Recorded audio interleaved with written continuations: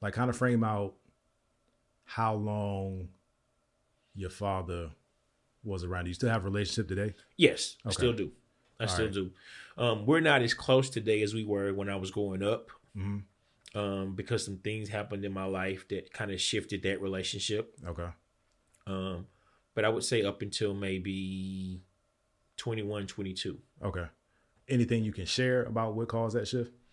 Well, I found out when I was about 26, 27 Mm-hmm. that he was not my father.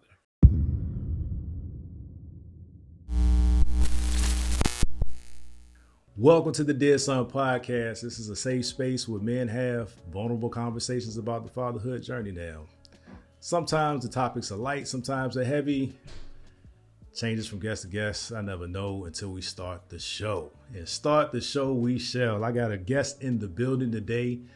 Another Shreveport native. I don't know if this is starting a thing or becoming a thing, but we got Shreveport in the house. I got my guy, Lamont Moore in the building. Welcome to the Dear Son podcast. How are you, my brother? I'm good, man. Thanks for having me. Man, I'm excited that you are here. How this happened was you saw the episode with James Johnson, correct? Yes. What is your connection to James Johnson? James and I went to the same high school. He was in the band with my younger brother. I used to kind of, I guess you could say, bully them a little bit in the band. I was an upperclassman; they were younger classmen. But good guy. Yeah. James and I have known each other 20 years. Yeah.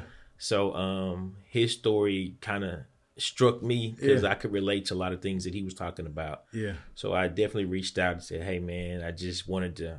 Well, first of all, kind of give you some props for doing this because this is a safe space. Yeah. I haven't seen podcasts where guys are able to kind of express themselves, and this really struck a chord with me because it hit home on some things. So I said, "Hey, reached out, and here we are." Here we are. So let's get right into it. James painted a picture of Shreveport that the lens through which he saw it. Let's talk about what your experience, what your life like was in Shreveport, and kind of structure it through, your family dynamics and what it was like growing up, any challenges, and then we just gonna pull that thread until it stops or the time stops. Okay. I grew up in Stoner Hill. Okay. Back then, it was kind of, it wasn't a bad neighborhood. Everybody was close knit. It wasn't one of the bigger neighborhoods, but everybody knew everybody. Yeah. So we had a rec center. Went to the rec, shot ball. Everybody on the street knew each other. All the neighbors knew each other's kids. Grew up. So it was a normal childhood. Yeah. Shreveport again is always home. I still rep the city. Ratchet City is what they call it now. Ratchet City. Ratchet City. Oh, okay. But I love Shreveport, man. I mean, it's in me. Yeah. And I think for anybody that's from Louisiana, we consider it the top of the boot. Gotcha. Top of the boot. So. All right, so oriented people to your family dynamics. How did you grow up? Was it brothers and sisters, two parents? How did that work out? I grew up with a single parent home. Okay. I have two younger brothers. I'm the oldest. I did grow up with my dad, but he wasn't in the house with us. Okay. So typical family. I was the big brother, so I was kind of the one that had to do everything right. My mom. How did that feel? Was it pressure early? Yes. In life? Talk about that. At my age, I wanted an earring. My mom said no. I wanted a tattoo. My mom said no. Me too. We had our own separate phone line. My mom had this curfew where you had to be off the phone at a certain time at night. And it was just hard for me because I wanted to just be a free-spirited guy, teenager, do the things teenagers did. But my mom was like, you have to do this the right way because whatever you do, your brothers are going to do. My brothers and I are all 4 years apart. Gotcha. So I'm thinking they're not even paying attention to what I'm doing because they're doing their own thing. Right. But later in life, it actually came to realize, for me to realize that they really were paying attention to me. How so? And my mom passed. And after my mom's funeral, I went to my brothers and just kind of asking them how they were doing. And I asked them, why didn't they cry? And they told me they didn't cry because I didn't cry. So that is so common, right? Where that is part of the DNA of being a man, as we're taught, is strength is not crying, right? Were you aware at that time, or was that instilled in you to not cry most of your life, and it was a natural reaction or lack of reaction at your mom's funeral? It was instilled to not cry. My grandfather was a very big present in our life. He was a deacon in the church. He was a pillar in the community. Yeah. And so a lot of people looked up to him. And with us being boys, growing up, maybe 8, 9 boys, 2 girl cousins, my grandfather always, had us in church doing things around the house and to be strong. So we didn't cry, we fell, we got up, dusted ourselves off and kept going. So I think through in my mom, her wanting us to be men at an early age, we were just taught to be strong. Do you think that, how long ago was this, number one? When my mom died in 2008. 2008. Have you since then reflected on it and actually kind of cycled through the emotions that weren't present that day? Or Absolutely. How long after did you come to that point of maturity? Maybe a year later. I went through grief counseling. Oh, kudos to you. And it was very trying for me to go through that because I felt like that was weak. I didn't feel someone could talk to me about something that didn't know me. Yeah. And it was just a random person that came to me and said, why don't you think about going to grief counseling? Yeah. I was walking around literally with my mom's funeral program in my pocket. Wow. And I would just pull it out randomly and read it. For me, that was like a comfort zone to try and cope with it. Did you, you said, because I zoned out a minute when you said weak because that resonated with me. I was having a conversation with another black man around the same, right in our age group a couple of days ago. I was on this podcast and I said there was a period where I felt weak. And I didn't think anything of it when I said it. It was honest. But I'm interested from your perspective. Why do you identify that as weak? I I agree with you, but like, why do you feel like you were weak at that point? Just showing emotion. Simply put. That's simple. Yeah. Yeah. I mean, of course, in maturing and growing as a man, you start to realize that it's not a weak emotion. Yeah. I think it helps you to realize who you are. Yeah. And not to just put up, because at the end of the day, you're lying to yourself trying to be this strong person, because when you're by yourself, that emotion is probably going to come out. Yeah. We're doing this for our surroundings, so we can look like nothing makes me cry. Nothing, I'm hard, I'm strong. For that next year, how did you fight it? Like, did you find other things, whether they were positive or negative, to occupy your time to kind of keep your mind off of it? Because again, kudos to you for catching it within a year. But what was that next year like? And going through grief counseling, I was able to talk more about my mom's death and how it affected me. Yeah. Some things that I tried to keep to myself. Yeah. I was trying to be strong for my family, for my brothers, at the time, my wife, my daughter. Yeah. And so I just harbored all of that to myself. Yeah. And so people would often come to me like, you're so strong. Really, I wasn't, but it looked that way to people. At the funeral, you just there and you just kind of have this look like I'm okay, okay, but you're really not. Yeah. So you mentioned your wife at the time. How did it impact? So I want to make sure, number one, I caught that right. You had a wife at that time when your mom died? Yes. How did that impact your marriage? At that time, we were doing pretty good for the most part, because she was there with me when my mom was sick. And so we had a daughter together at that time. And I think for us, our main focus was to try, because she was very young. Okay. So we were trying to make sure that she was okay. but she as well was a big support for me because she knew what I was enduring and trying to be strong for my family and for my brothers. Yeah. So at that point, she was very helpful for me. Okay. As a shoulder to lean on. Yeah. Oftentimes when I was at my weak points. That's dope, and salute to her for being that rock for you. You referenced her as your wife at the time, so you moved on at some point. You guys went your separate ways at some point. How soon after, or what was the timeline after that? So we divorced in 2016. Okay, all right. So that was a good amount of time afterwards. Yes.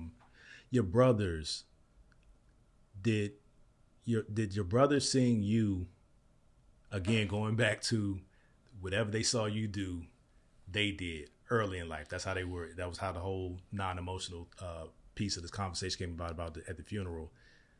Did you going to therapy inspire them to go to therapy or get counseling? It did not, but I wish it had.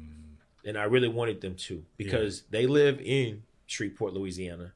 I live here. Yeah. And I really wanted us to do it together. Yeah. But they were still macho. Yeah. And we have definitely talked about it since then. Okay. And I still want them to go. I think everybody needs to go through some grief counseling when you lose anybody that's close, as far as a parent or a sibling. Yeah. But as men, you know how that goes. I know how it goes. I had a conversation with my father about his father's death. He was in Vietnam at the time. He got the call or the message to come home. He literally came home for the funeral. He could have gotten out, but he went back to finish his tour. Okay. And we had this conversation probably 6 months ago, 4 or 5 months ago now. And I said, did you ever process your father's death? He said, no. Wow. And he's 73 now. He was 72 at the time. So this is 50 years, at least 50 years of him carrying that. And when I asked him, I thought for sure there was going to be a pot, like, yes, I have. Yes. Maybe not immediately, but at some point he did it. But no, he's carried that for 50 years. And then I started thinking about the conversations I've had with people about their fathers, and it turns from the recollection of them in real time to I wish I had said something before he died. Right. Right. So what if my father died 50 years and you literally carried that with you to the grave? I mean, that's a heavy thing. So I hope your brothers take a cue. And counseling doesn't have to look the same for everybody. Right. It could be having a conversation with the right person.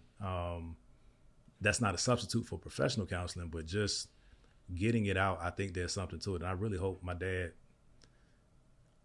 I'm not sure if, like, he's from that school of hard knocks. Yeah. I'm not sure that he would, but back to you. So you have this traumatic event with your mother passing. You're married with a child. You still have to be the lead for the family and be strong. You go for a period of time, and there's a decision to part ways as a couple. Can you talk about what your mind state was at that time? I'm not asking for details. I don't want to be messy at all. But just what it's like to process that as another life event, and what age you are at that time. 39, 40. Gotcha. My focus, and I think I'll speak for her, I think both of our focus was our child. Yeah. That has always been my focus. Yeah. And I think, I'm not going to say I think, I know that for me, I didn't want her life to be impacted too much. You know, I wanted her to still be able to do the things that a normal kid could do at her age. Yeah. And not be impacted by her parents now divorcing. So I did everything that I could. I actually moved 10 minutes away so, you know, we could do the co-parenting thing. Yeah. School things, we still did. She was in karate, orchestra, Girl Scouts. You know, I didn't want any of those things to change. Right. Because I know people who have, you know, parents divorced, so now they can't do this, or now they can't do that. Financially, they can't do these things. I said no. Yeah. You know, and we made a pact to each other that we're always going to make sure that she's okay. You know, financially, and just know that she's loved. Yeah. Because, you know, these kids at an age, they realize my mom and my dad are not together. So maybe they don't love me.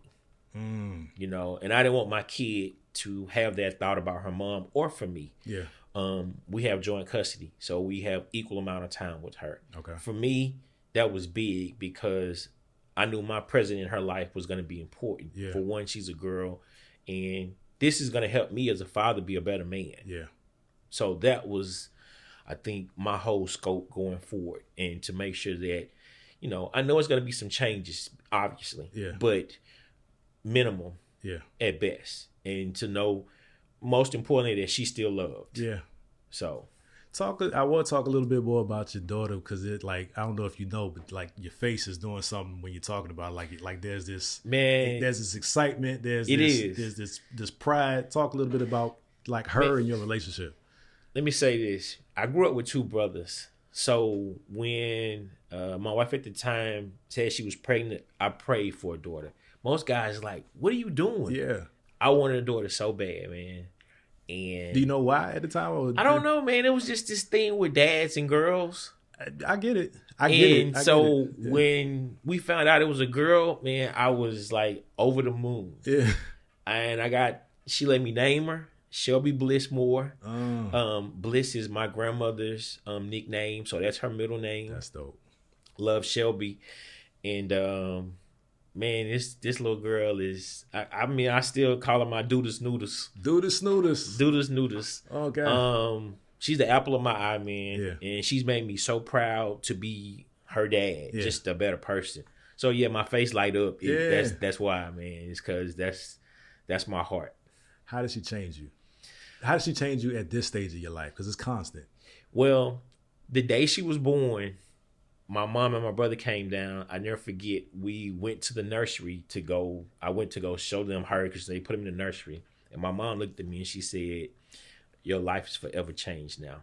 Everything that you do at this point is going to be for her. Yeah. And no one had ever like said anything to me like that so compelling. Yeah. And like my whole scope on life just kind of, I got scared because I'm like, I'm responsible for this person now. And we all say, oh, I'm gonna be a dad, but there's a lot of responsibility in being a parent. And my mom said that to me, I mean, looking me dead in my eye, man. And for a minute, I was like, can I do this? Yeah. It's a lot on me. What if I fail, And of course, we're going to fail. But I mean, for me, it's, how do you react to that? What do you do to pick yourself back up? Yeah. But, it was probably one of the best tasks I've been tasked with in my life. Yeah. There's something about when you see the child. So even in my case, the births happen very quickly. Like, and when we got to the hospital, my wife is a champ. Like, my wife is like, I need to go to the hospital. It's time to have the baby. Within 3 or 4 hours max, babies are out. Wow. And she's in a state where it's like, she's uncomfortable, but it's never like, I never had and I don't want to carry, my wife never displayed any excessive emotion about being pregnant. Like some would say nagging or like always needy about something. Complete trooper. Okay. And so the baby's coming out was more of a shock. Like it's like, ooh, it's like baby. Oh, okay. But when you go to that nursery and you look through that window, whether you're with somebody or by yourself, it's like everything hit me. I'm like, yeah, dear God, why do you trust me with this? Yeah. Are you sure? Because I don't have the answers for me, let alone somebody else. So any of the men out there that front thinking that they don't get impacted by the birth of their child, you need to go have some blood work done because something's wrong with you. Absolutely. Something's wrong Absolutely, with you. Man. Something's wrong. So I want to take a quick break. We're going to hear from a sponsor, but we're going to come back and talk about your relationship with your dad and kind of dig into that. So we'll be right back. What's good, fam? I know you're watching the video right now, but I just wanted to highlight that Tate Whalen is a brand new sponsor to the podcast. TATEWHALUN. Go to the website. You'll find exquisite timepieces. You'll find glasses. You'll find very well crafted beaded bracelets. Black owned, responsibly managed. I purchased several items from them. This is not me reading from the script. I stand beside this company and I wanted to share that with you. And when you get to checkout, after you put everything in your cart that your heart desires, use the code the DSP, THEDSP. You'll get 20% off. He'll know that I sent you. God bless. Back to the show. All right, we back. We left off talking about your relationship with your daughter and just that moment that you bring a child into the world. We're going to pivot a little bit and talk about your relationship with your father, because you mentioned that he was around but not in the house. I think I caught that when you were kind of framing out your family dynamics. So let's talk about that as early as you want to start. So my dad that I grew up with was in the military. Okay. So he wasn't like in the household as often as a regular dad would be. Okay. But I still had a good relationship with him. He had two brothers. So I had two uncles that was always around because, of course, they were in the neighborhood. Gotcha. So I had all these father figures around me, as well as my grandfather, and I had an older cousin. So I had a whole lot of men making sure I stayed on the right now. My dad would always call for birthdays, always send stuff for Christmas. Yeah. His side of the family would always come and get me. So I felt very loved as a kid growing up with families and having a father present in my life. Okay. What so he was he around the entire time, or like kind of frame out how long your father was around? Do you still have a relationship today? Yes, okay. I still do. I still do. We're not as close today as we were when I was growing up, because some things happened in my life that kind of shifted that relationship. Okay. But I would say up until maybe 21, 22. Okay. Anything you can share about what caused that shift? Well, I found out when I was about 26, 27, that he was not my father. Okay. How did you find out? So I have a good friend of mine that I found out was my first cousin. Now you got to follow me here. That's sweet. Just start over. Go on, ready. Okay. So not you my cousin because you my friend, but you're actually my cousin. You're my cousin. So 9th grade year, high school, I meet this girl. Just struck up a conversation. She says, her name.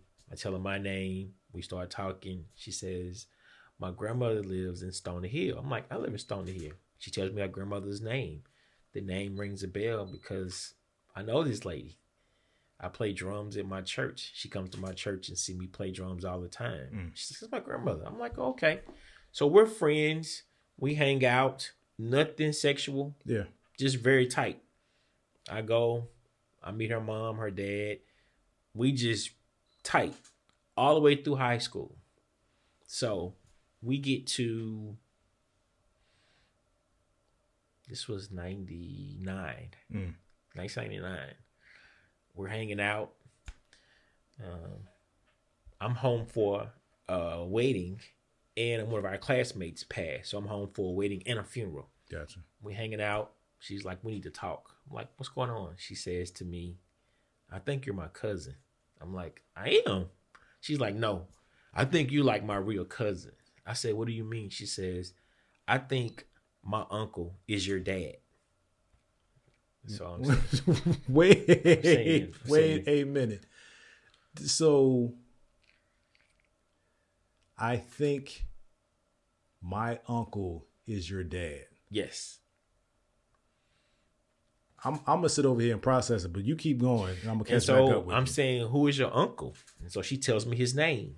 Now, his name does sound familiar to me when I hear it, but I'm like, I need to talk to my mom, because I know who my dad is. Right. She's like, you look like him. I have this hairiness. You're hairy like him. Yeah. Y'all are very much similar. Okay. Go home. Hey, Mom, we need to talk. And so I actually tell her his name. Do you know this guy? And my mom just gives me this look that I've never seen on her face ever before. And she said, who told you that? And so I tell her who told me that, which she knows Yeah. the person that told me. And she says, that's your father. She says, but wait a minute. If you're going to be angry at me. And for a minute, I didn't know who I was. I literally was like, well, wait a minute. Is this person not my father? And she says, no. She says, when I got pregnant with you, I told him I'm pregnant for someone else. And he said to me, I don't care. So he took you on as his son, took you to his family. Mind you, they have raised me since I was born. I mean, never treated me any differently. And so I'm like, well, who is this guy that's my father? So she tells me this story about they were 16, 17. She got pregnant. He didn't want kids. She was heartbroken about it. Yeah. And my grandparents, my mom's parents, said, we will help you with this child. She's dating this new guy who knows that this child isn't his. And my life went on from there until I was 28 at the time. Yeah, man. So your mom and her parents knew, your grandparents knew. Everybody knew. Even his side of even the father that took you in as a son because he was with your mother, his side of the family knew? They knew. The joke was on you. Joke was on me. I grew up all my life and everybody knew this but me. As a child, and I guess for them, it just didn't matter. Like this family, man, I mean, if I get emotional, just bear with me. They mean so much to me because they have never left my side for anything. They have never not said that I was not a part of their family. To this day. Yeah. My aunts, my uncles, all of them. Like to this day. Yeah. And we have never had a conversation about it. I had a conversation with my dad. I went to my dad and said, hey, so I'm not trying to be anything but clarify. Your biological father or the father that raised you? The father that raised me. Okay. I went to him and said, and he said, what did your mom tell me? I said, my mom told me that this guy is my biological father, but you took on and raised me. He said, you're my son. I mean, of course, he definitely told me that I wasn't his biological son, but in his eyes, I'm his son. And I am. Yeah. You couldn't tell me any differently now.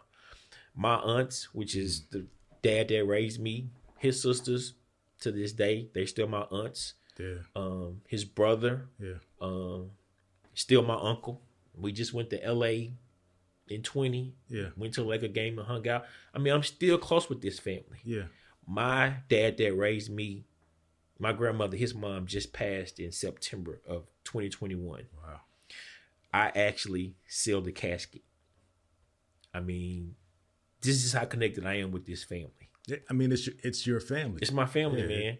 I mean, but for me, I tried to go back in my mind, man, and try to think of a time where they didn't treat me like I wasn't their family. Yeah. I tried to find where maybe my cousin got a toy that I didn't get. Or maybe my cousin got a coloring book that I didn't get. Never.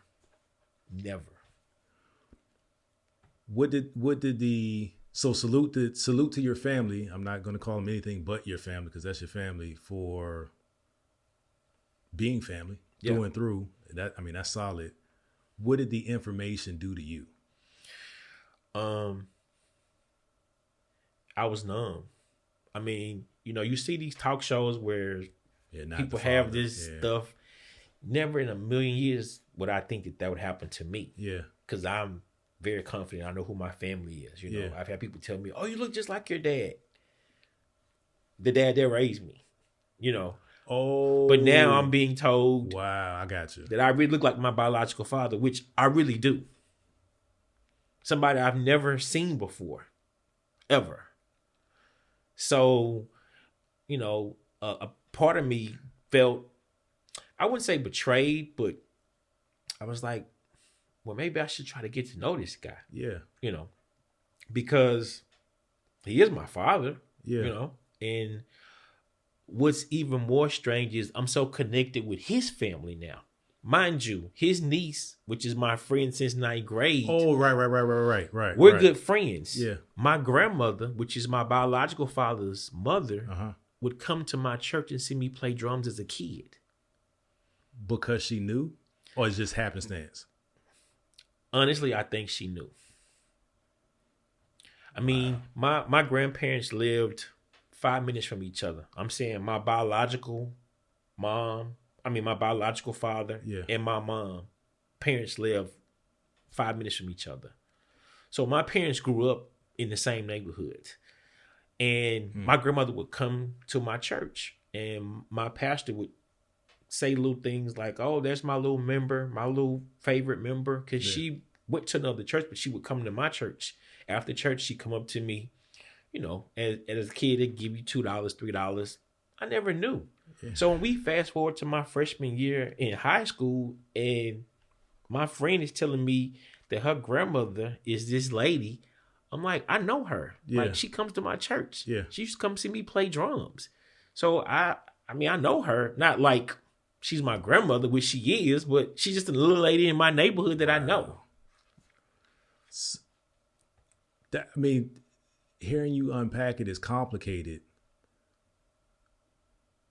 Was there ever a point of resentment for the timeline of you getting this information? Not that it was clear that they didn't treat you any different, but what were the conversations like with them? Or was it business as usual? Well, they always embraced me. Yeah. But they embraced me as the kid in the neighborhood.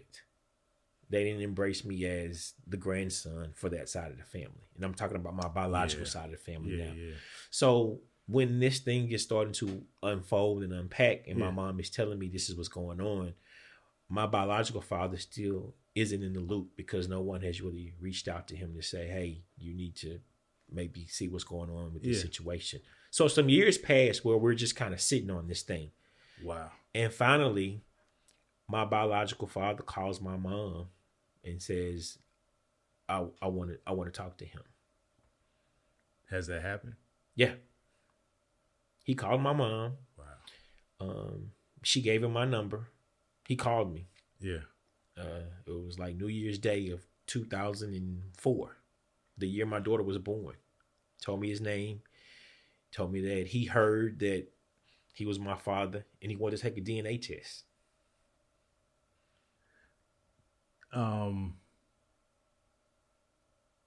So that it was going good until that point. How did you feel about that? Was he sincerely trying to be sure? I think he was. Yeah. I think he was. But I mean, I'm from an era where if your mama tell you something, you believe your mama. Yeah. My mama strongly was against me taking a DNA test, but I took it. The DNA test came back to say that he was my father. What did that change? Everything.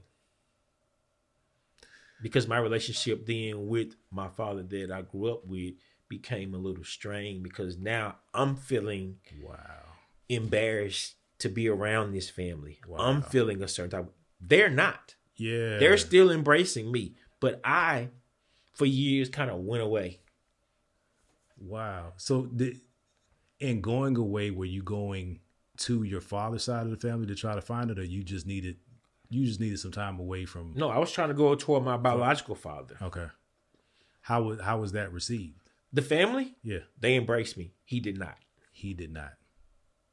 Is he still living? Yes. Does he still not embrace? He still does not embrace me. Well, it's getting better. Okay. I'll be honest, it's getting better. It's not where I would want it to be. And I always equated with my daughter's life. Just happened when my daughter was born. She's 17. Right. She'll be 18 in May. Yeah. So in 18 years, I feel we should have been very far along in our relationship, but we're not. How does that impact you now? You're a lot more mature now as a person, as a man. You have a child that will change your perspective on fatherhood and some of the dynamics and some Absolutely. of the challenges that come with fatherhood. How does it impact? Is there a piece of you today that still wants, that's still trying to figure that out? Yes. What does it look like, if you don't mind sharing, like the emotion attached to it? Because there's one thing to go figure it out, right? To do the mechanics of, okay, well, let's have a conversation or let's be around each other. But like, what is it like internally? What are you going through as you're trying to figure this out? I feel like parts of me is not good enough. You know, I've spent the last 17 years of my life trying to be someone that he would be proud of, to be someone that he would want to call his son, to be someone who we can just sit in the backyard and smoke a cigar. Yeah. Let's just go have a drink. Yeah. Let's have this kind of conversation. But we don't. Yeah. It's not a bad conversation, but it's very awkward. And that's not what I want. I want us to be closer than what we are. Sure. I want to feel like you accept me. Yeah.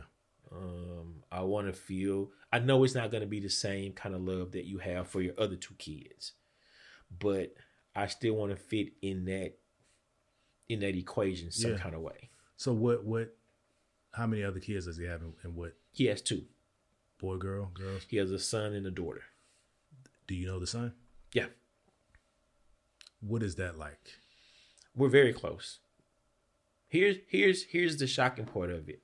I'm very close with my stepmom, my biological dad's wife. Yeah. I'm very close with my brother and sister. Very close. They embrace me from the get-go. Usually when you come into a situation like that, it's like, I don't know this guy. Like, this is my dad's son. Never. Yeah. My sister embraced me from, she told me, she said, I'm glad you're here because I didn't like being the oldest. Wow. They joke with me and tell me I look more like our dad than they do.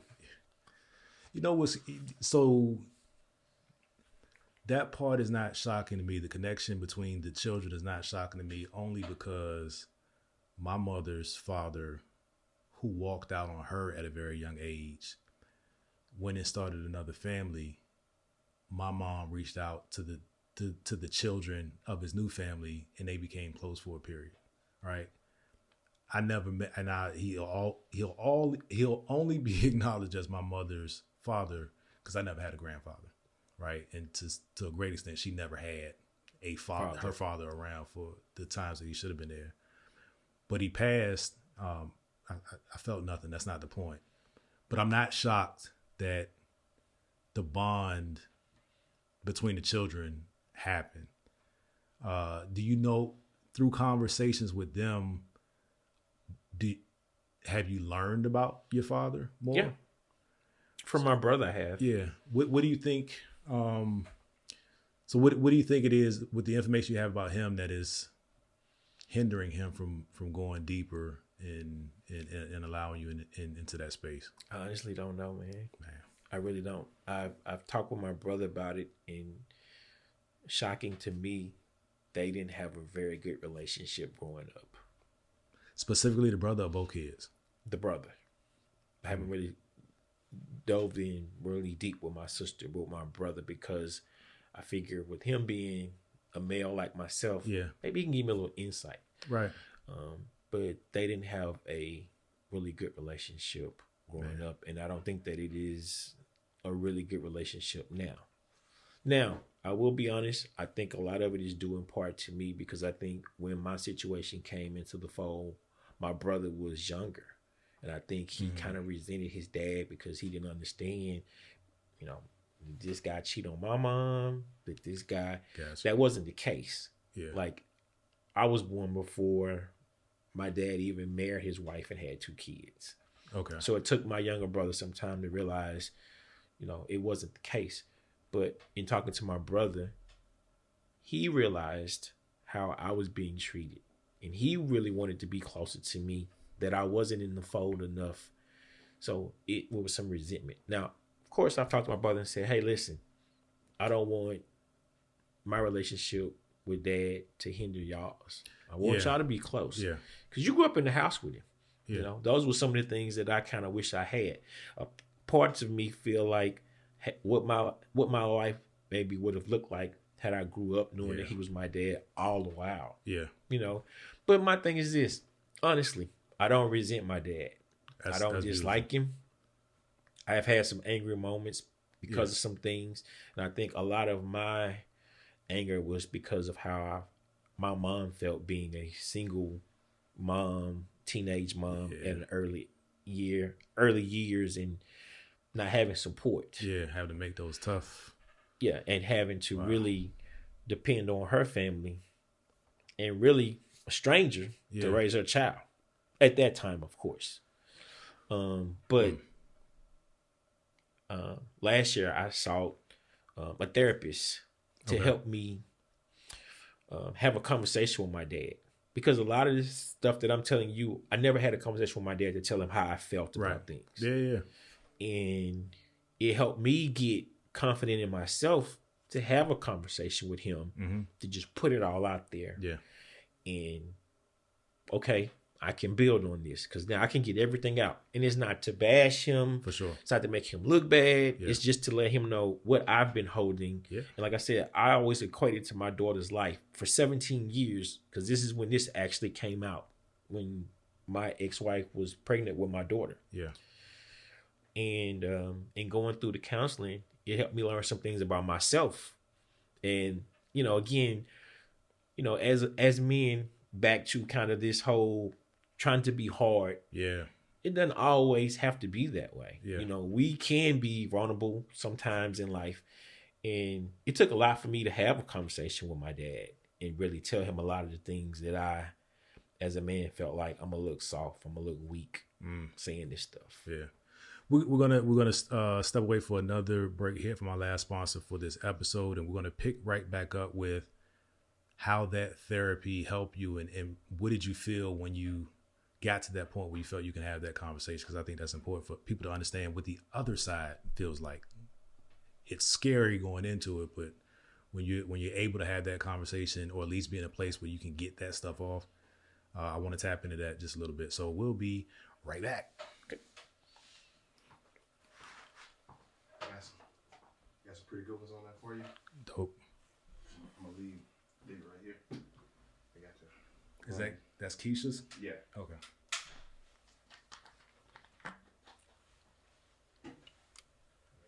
Tip on that while y'all on break.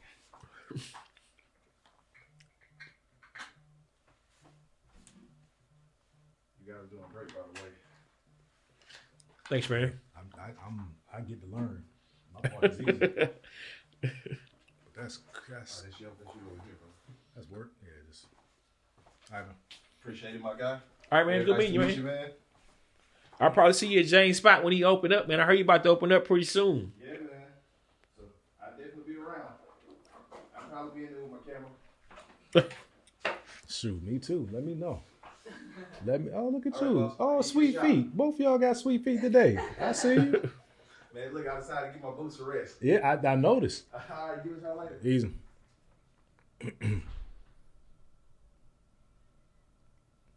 Feel good so far, man? Yeah. Good. Good. All right.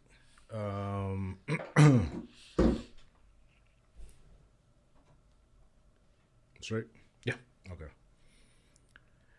All right, we're back, and we're going to tap into what that therapy experience was like, what it did for you, and how to help you prepare to get that load off of your chest. So let's pick up there. I don't get the sense that therapy, for me or anybody else, that therapy happens overnight. So it was some time investment. Can you kind of walk through what that time horizon was like in therapy to get to a place where you're ready to have that conversation with your father, or at least be vulnerable enough to get your feelings out? Yes. So I was having sessions twice a week. Okay. And a lot of it was just kind of what we're doing, just general conversation. She wanted to know about By the way, this is not therapy. Let's be clear. This is a general conversation. Let's be clear. But go ahead. Just general conversation about me, Yeah. my mom. I think she wanted to kind of tap into who I was to find out. So, Did you know who you were? Sometimes I did. Sometimes I didn't actually. Okay. But what she wanted me to do was to go to a lot of people that was in this puzzle. Okay. So on my biological dad's side of the family and my mom's side of the family, which would be my aunts and my uncles, Okay. and ask them, why they never said anything to me about it. And in doing that, they all wanted to protect me. Because this was a very early age when they brought. Okay, so that gives some color, some context. Not that you didn't provide it before, but just aha for me that they weren't. It wasn't malicious. No, like they no, were. no. Okay, no. Yeah. They were protecting me, and everyone was saying, at least on my mom's side of the family, that my mom would always tell them, "I'm going to tell him one day. I'm going to tell him one day." Okay. My aunts were getting scared because my mom died in 2008, and they were. I mean, of course, she told me before she died, but they were just hoping that nothing happened with me or my mom. Yeah. That I never found out. Was she relieved? Did you get a sense that she was relieved when you finally had the conversation? However, it was. I wouldn't use the word relieved. I think for her, she had just kind of processed it in her mind. I don't really think my mom would have told me, honestly.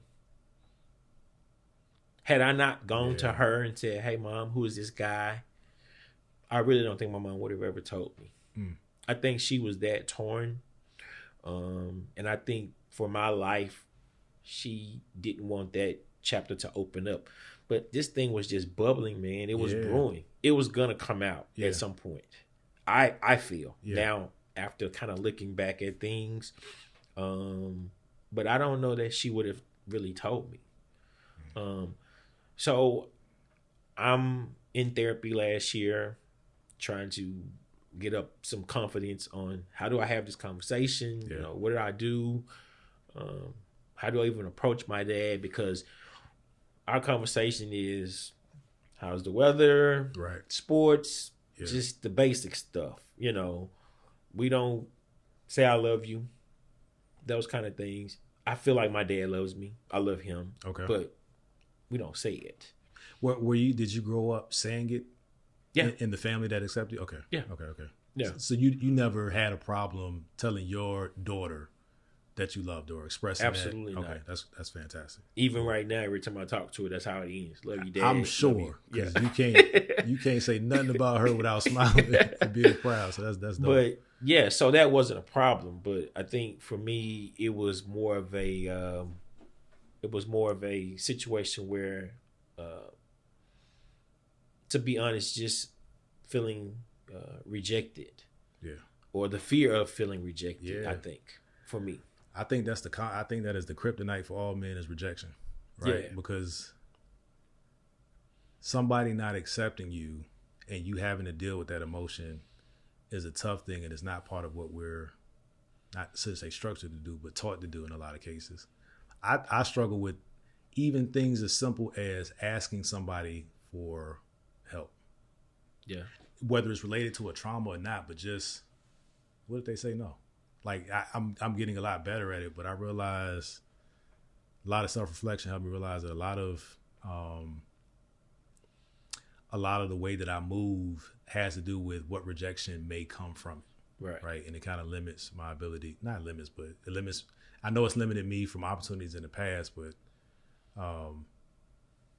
rejection is something, and I don't know what the answer for it is, but I know tapping into that part of me and understanding that about myself gave me a little bit of clarity. Yeah. Like I said, I'm not over it yet, so I definitely get that. What is it? I mean, what does it go? So we were talking about therapy. You were getting up the confidence. What did that confidence do for you as it relates to the specific situation with your father? And did you find any collateral benefit where you can apply that confidence where it's changed your life in other areas? Yes.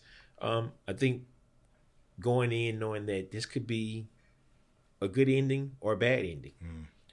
My scope wasn't, okay, when I have this conversation with him, he's going to accept me. Everything's going to be good.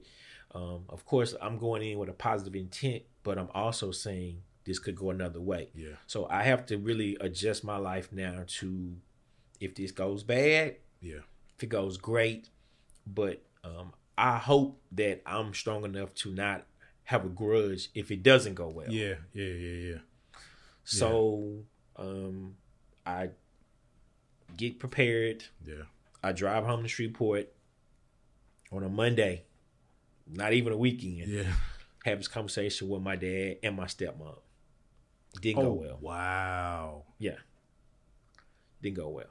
Oh, I'm so okay. Your dad and your stepmom. I was thinking you could have had it with your mom. Your dad and your stepmom. Gotcha. Didn't go well. He's just not there right now, is what he told me. Just to sum it up. And it was really it was a blow to me. Yeah. Because I poured out everything. My mom. So he allowed you to get everything out. Yeah. But it was just very short in the response. I wouldn't say it was very short, but I mean, he just still not in a place to where he's accepting it yet that I'm his son. Wait a minute. So I was thinking it was about him communicating his feelings about how it all unfolded, but he's not even in a place to accept the truth. The truth. After he paid for a DNA test, by the way. Does he still have some doubt, or he's just I don't even know. I don't want to speculate too much. Well, I'll speculate. I think that my dad had maybe in his mind wrote me out of his life. Yeah. And to the point where he can't write me in it. Might be embarrassed. Yeah, I think so. Yeah. And even with his side of the family, they are even saying like, but you're a great guy. Like you haven't been to jail. You're not on trial for murder. You're like a good guy. Yeah. And I'm not like pumping myself up here, Yeah. But even if I wasn't, I'm still your son. And I've always shown you respect. I mean, I'm the type of person, I don't forget people's birthdays. Right. I don't forget accomplishments, those type of things. Yeah. Like I'm the family type person. If you graduate, I'm coming to your graduation. If you got an award for whatever, I'm there. Yeah. It's just me. Not that I'm looking for people to call that out. That's just how supportive I am. Yeah. And I say that because I've never missed a birthday of my dad since I've known about him. Father's Day, Christmas, those type of things. Because again, I mean, I figure this is what a son does for his dad. Yeah. My siblings joke with me. They be like, you got your gifts already sent and we late with sending our stuff. Right, you know what I'm saying? But it's just the type of person I am. And all things considered, I'm like, to myself, even right now in 2022, like, what can I do to feel, or for him to feel that I'm worthy enough? Yeah. It's a struggle for me. But, I mean, I'm not giving up. I think that the fact that you're not giving up is admirable. You said something about your family, reaffirming you that it's not you, right? Because you're a good guy. You have all these good qualities. Do you know enough about your father to understand, like in general, was he a good guy, or do you know? Yeah. I mean, I haven't heard anybody say anything bad about him. Yeah. What I have heard people say is that, he didn't really get a lot of love from his father, which was my grandfather. It's kind of like what you said early on.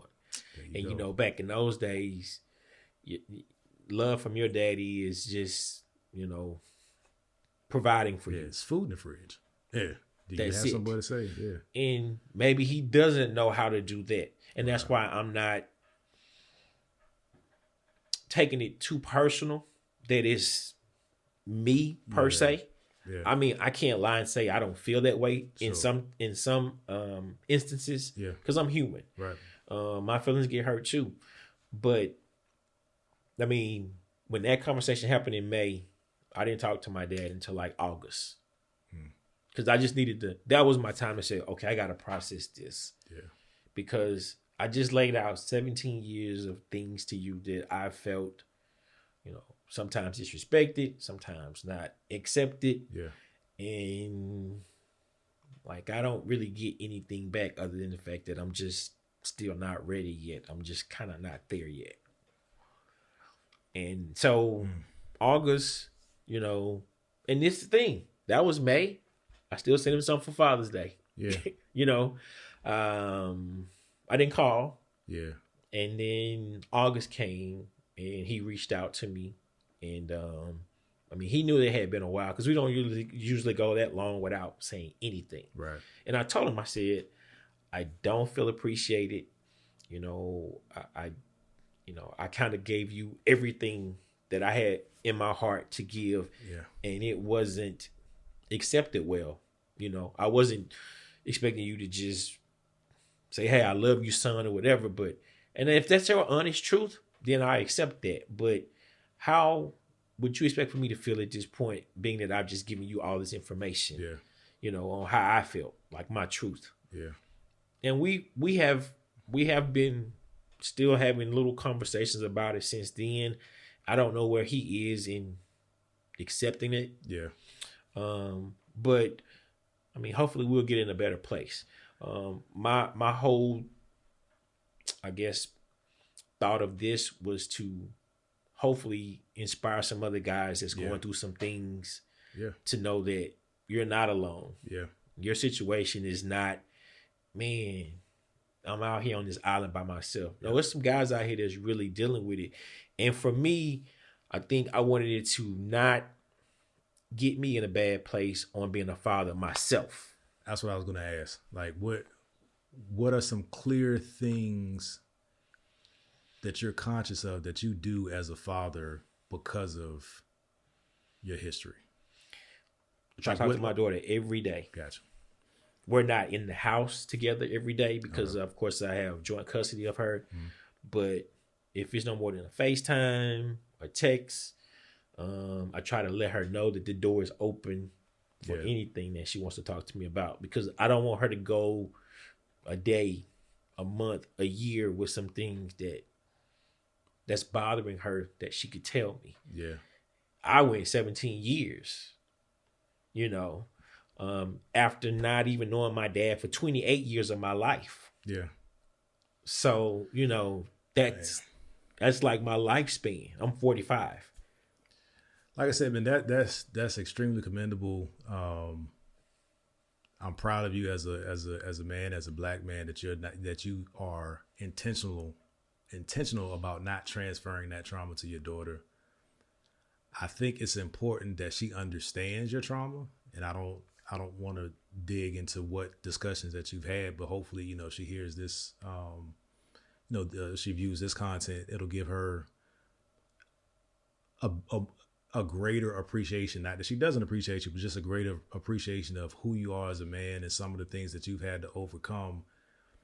Because I think that those things and the gap between like my generation, which, you know, our generation and our father's generations, which sound very similar when it comes to communication. Yes. Like those nuances are the things that get lost, right? Or if you don't understand the reference of who you are, what your lineage is, you're doomed to repeat it, and those negative cycles continue. But it helps you, like, understanding, the ability to understand yourself is such a powerful thing. Yes. After that, the ability to be transparent about who you are is a powerful thing. Being vulnerable and telling stories about what you've overcome or what you're working through, it is a very powerful thing. And I know that your message is going to reach the right person. I know that because I get messages all the time about how this helps people. And that is so there's 3 pillars of this podcast platform. Reveal trauma. We talk about ways to heal from trauma. And then we try to help others through telling stories of it all. Right. So right. If I don't have guests on that are so selfish that they can't reveal things with the intent to help. So I know that this conversation is going to help the right people. I sincerely hope that there is an exchange between me and you at some point, not necessarily on this podcast platform, where it says, hey, my dad I got what I wanted from my dad. Right? I got that conversation. We went deep. I've seen it happen before, and there's no magic about anything because this is not therapy. Right. I just hope that the energy of this content translates and transforms him, the relationship that you have with him, to a place where you can get that clarity and get that acceptance from your father, right? I sincerely hope and pray that is not a regret. I always get to this place and I'm like, there's so much more to talk about, because there is. But the time is far spent for this conversation. I hope you're open to having future conversations. Absolutely. Whether it's digging further into your story or just about helping. I'm thinking about a panel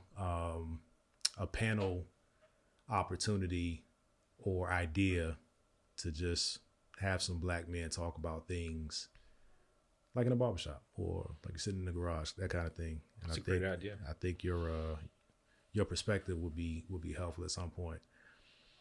How can the people find you? You mentioned you're a drummer. I didn't even get to circle back to that, but you're an artist. You're an artiste. Talk a little bit about that. Yeah, so I play drums at my church on Sundays, Okay. Pilgrim Rest Baptist Church, 1819 Washington Street. There you It's go. in Dallas, Texas. Services at 10 o'clock every Sunday. And I also play with a band, Intense Music. Okay. We play currently every Friday night at True Kitchen Cocktails. Okay. Downtown Dallas. I think it's on Elm Street from 7 to 9. So, you can come check me out on the church scene, or on the R&B scene, either one. But yeah, that's how you can find me. When I'm not doing that, being a girl dad, for sure. About to be a future 2-girl dad. I'll be getting married in later this year, and that's gonna be quite another adventure because now I'll be gaining a 13-year-old. Well, you've been through it, but it'll be a reminder. Yeah. And she's a basketball player. Okay. So she's into sports. Okay. And I'm kind of reliving some things that I actually did with my daughter because I'm kind of going back a few years. But I'm excited about it. That's dope. I have an amazing fiance who is, even in this midst of going through things, has been my rock. So important. And yeah, man, just keeping me lifted and being so supportive of me. I couldn't ask for a better partner. Awesome. Any social media you want to shout out? I'm on Instagram and Facebook under my name. Okay. We'll put it in the description. Okay. We'll put it in the description, and if you listen to audio, it'll be on the show notes. Speaking of which, let me address the audience right quick. For my audio listeners, whatever platform you've chosen, I appreciate you. I thank you. Please make sure you're following and that you're rating this podcast. It actually helps. It means a lot. For those that are on YouTube, what's good? You've enjoyed the video experience. Please make sure that you're subscribed. There's a lot of people watching. Y'all don't always hit the subscribe button and follow. I'd appreciate it if you do. It means a lot. Thank you.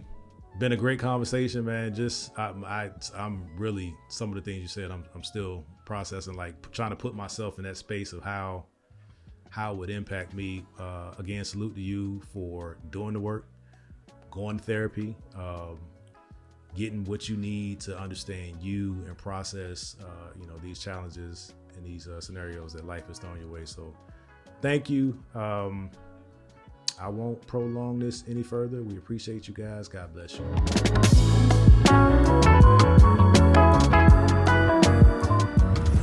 The Dear Son podcast is produced by D. John's Live Studios. All rights reserved.